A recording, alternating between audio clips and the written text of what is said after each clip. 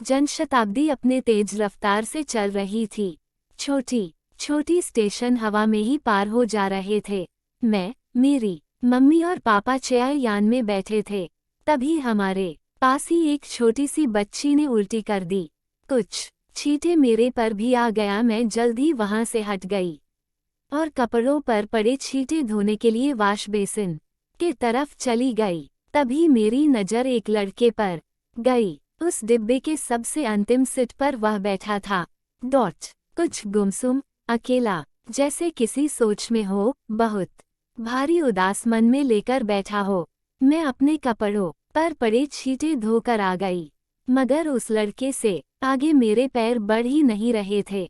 उसके बड़ी बड़ी आंखें, गोरा गाल, बिल्कुल क्यूट लग रहा था।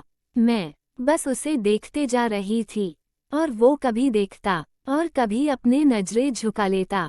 मैं उसके दूसरे तरफ वाली सीट से 2 सीट आगे जाकर बैठ गई। मैं वहां जाना नहीं चाहती थी। मैं उसे बस देखते रहना चाहती थी। मैं शुरू किया बात। ट्रेन अब भी अपने रफ्तार से चल रही थी। हम लोग को कहीं और जाना था शादी में, इसलिए इस ट्रेन को छोड़ कर दूसरी ट्रेन पकड़ना था। स्टेशन आने में बस कुछ ही समय बचा था, लगभग आधा घंटा बचा होगा। उसके दिल में क्या चल रहा था पता नहीं, मगर मैं उसे अपना दिल दे चुकी थी। पहली नज़र का प्यार हो गया था मुझे उससे। मैं उससे बात करना चाहती थी क्योंकि मुझे पता था कि स्टेशन जल्द ही आ जाएगा। मैं जाकर उसके बगल वाली सीट पर बैठ गई। वो अब भी ऐसे ही शांत बैठा था, बिना किसी भाव के। हाय, कहाँ जा रहे हैं? मैंने बात शुरू करते हुए बोली। जी, उसने मेरी तरफ देखा और अनसुने भाव से बोला, आप कहाँ जा रहे हैं? मैंने अपना बात फिर से दोहराई। मैं तो बहुत दूर जा रहा हूँ। उसने मेरे तरफ देखते हुए बोला, अगले स्टेशन पर जाकर मुझे गाड़ी चेंज करनी है। मेरे दिल में कुछ हुआ क्योंकि मुझे भी अगले स्टेशन से गाड़ी चेंज करनी थी। कौन सी गाड़ी पकड़नी है? मैंने उसे दोबारा पूछी। दोनों का ट्रेन एक ही था। उसके जवाब ने मेरे चेहरे पर मुस्कान ला दिया। उसे भी वही ट्रेन पकड़नी थी जो हम लोग पकड़ने वाले थे। मैंने उसका नंबर भी ले लिया। जल्द ही हमारा स्टेशन भी आ गया जहां से हम लोग की गाड़ी चेंज करना था, मगर इसमें एक दिक्कत आ गई। उसका सीट स्लीपर में था जबकि हमारा एक्ट में था। फिर वो दूर चला गया। हमारी लव स्टोरी शुरू हो चुकी थी। जहां भी स्टेशन आता हम लोग आकर एक दूसरे से मिलते, फिर अपने अपने सीट पर चले जाते। ऐसे ही हमारा सफर कटता रहा। जल्द ही वह स्टेशन आ गया जहां हमें उतरना था। वह भी उतर गया और हम भी। वहां उनको कहीं और जाना था। हमारी मुलाकात अब नहीं होने वाली थी क्योंकि हमारा घर दूसरे स्टेट में था और उसका दूसरे स्टेट में। मैं नजरें उठाकर उसे देखा। वह भी उदास मन से मुझे देख रहा था। मिलकर अब दूर जाने का मन नहीं कर रहा था। फिर उसकी ट्रेन आई और वह चला गया। मैं उससे देखते रह गई। हमारा प्यार का समय भले ही छोटा हो, मगर हम दोनों इस पल की जीवन में कभी नहीं भूलेंगे। प्यार दिल में हमेशा ऐसे ही रहेगा, चाहे कितनी भी दूरियां आए। कुछ समय बाद, हेलो नितिन, कैसे हो और यहाँ क्या कर रहे हो? प्रश्नवाचक चिन्ह, उद्धरण चिन्ह। मैं होटल में बैठा किसी का वेट कर रहा था। तभी किसी लड़की की आवाज मेरे कानों में गूंजी। मैंने उसे देखा तो अपने आंखों पर विश्वास नहीं हुआ। एक अरसा गुजर गया उसको याद करके, जिसके चलते मैं यहाँ तक पहुँचा। वह मुझे आज मिली, जिसने मुझे छोड़ा था मेरे हालत पर। आज मुझे इस होटल में देख उसको मुस्कुराहट आ गई। बस ऐसे ही किसी का वेट कर रहा हूँ। और तुम बताओ कैसी हो? सब मजे में है? पता है, मैंने तो एक बहुत अमीर लड़के से शादी कर लिया। 2 लाख तो उसके मंथली इनकम है।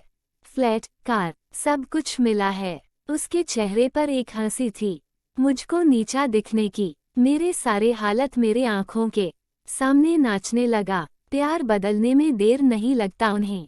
मैं चुपचाप बैठा रहा, उसे देखा और अपने यादों में खोया था। कभी किसी ने अपने लिए काबिल नहीं समझा। मेरी गरीबी के कारण उसके टिस आज भी खून में जहर के सामान दौड़ रहा है। समय के साथ बदलना ही अच्छा होता है। तुम्हारे साथ होते तो अब तक वही पड़ी रहती किसी फुटपाथ पर। तुम्हारे पास तो बस रोज देने के पैसे होते थे, और मगर आज मैं कहाँ हूँ। बस तुम्हें छोड़ने से ही मेरे होठों पर मुस्कान आ गई। उसके नादानी पर, जिनका प्यार भी गिरगिट के जैसा होता है, बदलने में देर नहीं लगता। कुछ साल पहले पूजा ने मेरा प्यार ठुकरा दिया, क्योंकि मेरे हालत ऐसे नहीं थे कि मैं उसे बड़े होटल में ले जाऊं, उसे महंगे शॉपिंग करा पाऊं। मगर प्यार एक यही था मेरे पास उसके लिए, जो उसे नहीं चाहिए था। पैसे के आगे प्यार का कोई वैल्यू नहीं था। सच्चा प्यार नहीं, सच्चा पैसे वाला चाहिए था उसे। कुछ महीने बाद जब मैं बड़ा बन गया, सॉरी सर आपको वेट करना पड़ा। मैं जल्दी आ गया, मगर बाहर कुछ लेट हो गया। सुरेश आ गया, जिसका मैं कब से वेट कर रहा था। कोई बात नहीं, थोड़ा बहुत लेट हो जाता है। मैंने उसे बैठने को कहा। लेट होने से वह जल्दी जल्दी बोल रहा था। पूजा आश्चर्य से मुझे देख रही थी, जो अभी तक अपना बात बोले जा रही थी। वह चुपचाप हमारा बात सुन रही थी। सर ये मेरी वाइफ है, पूजा कल से बोल रही थी मुझे भी चलना है, तो मैं इसे भी लेते आया। मैंने पूजा के तरफ देखकर मुस्करा भर दिया। जब अंतिम बार देख, और पूजा ये हमारे सर है, गोविंदा सर, जिनका ये होटल है, और पता है सर ने अभी तक शादी भी नहीं किया। किसी लड़की से सर बहुत प्यार करते थे, मगर उस लड़की ने इनको गरीब होने से छोड़ दिया था। उसके बाद सर ने इतनी ज्यादा दौलत कमाया कि लड़की ने सपने में सोचा नहीं होगा। कितनी मतलबी होगी न वह। ऐसी लड़की तो ठीक है सुरेश, मैं चलता हूँ।